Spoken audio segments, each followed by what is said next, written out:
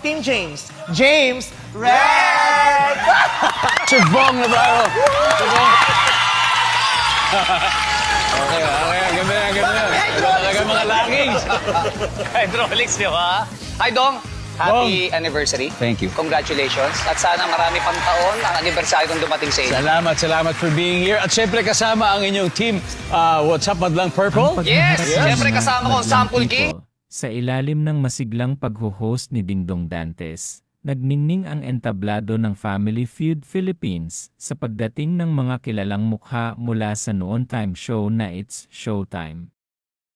Nahati ang grupo sa dalawang koponan na naglalayong makuha ang jackpot prize para sa kanilang napiling charity, ang team What's Up Madlang Purple, na makikita sa ikalawang larawan, ay binuo ni Vong Navarro, Jong Hilario, Emmy Perez, Tiang Emmy at Sean Dominguez. Suot. Ang kanilang kulay lilang outfit, bitbit nila ang kulitan at sample. Sample, energy na tatak ng kanilang programa.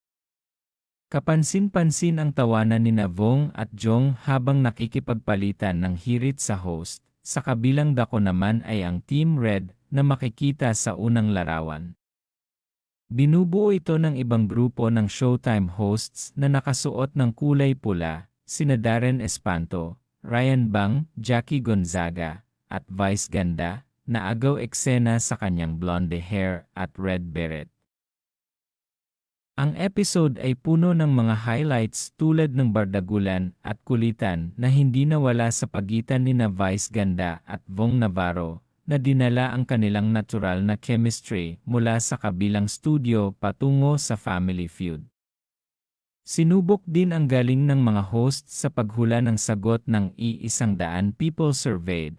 Kahit sanay sa live GA, baka sa mukha ni Ryan at Sean ang kaba tuwing lilitaw ang IA sa screen. Higit sa lahat, ang pagbisitang ito ay muling nagpatunay sa lumalakas na ugnayan ng Yele at ABS-CBN na nagbibigay ng saya sa mga manonood anuman ang kanilang kinabibilangan na network. Isang gabi itong puno ng hirit, sayaw, at pagkakaisa na tiyak na tumatak sa mga madlang people at kapuso viewers.